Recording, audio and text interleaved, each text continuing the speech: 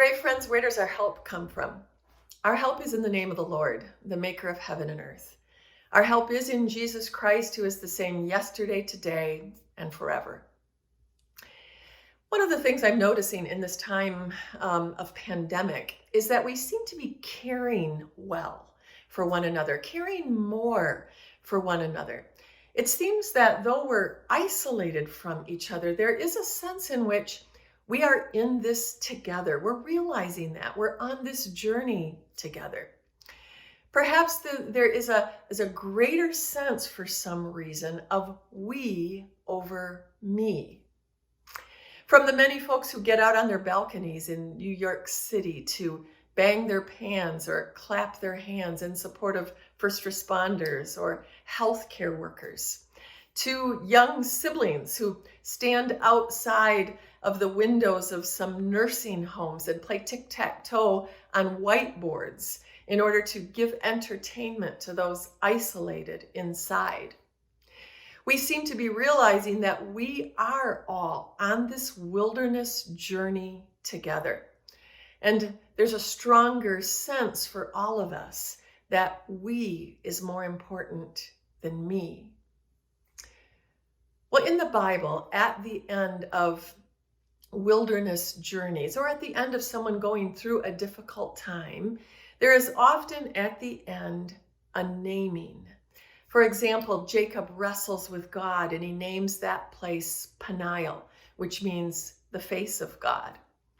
Hagar names the well of her salvation Bir Lahai Roi, meaning I have seen the God who sees me.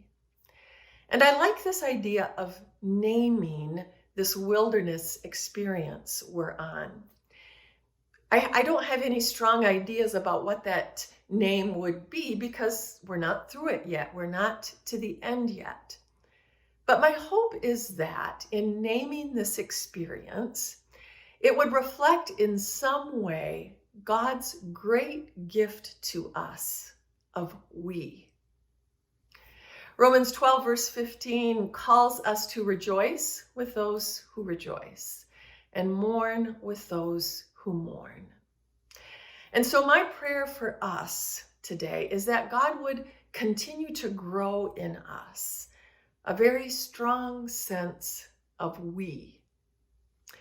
And that maybe one of the outworkings of that would be for us to intentionally lean into or learn a little bit more about those with whom we are journeying, particularly those for whom this pandemic has been very hard and more deadly than it is for us.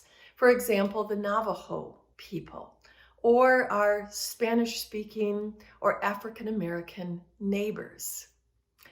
And so I invite you today to give thanks to God for every single person God has made, and then to also give thanks for this rediscovering the great gift that God has given us in we.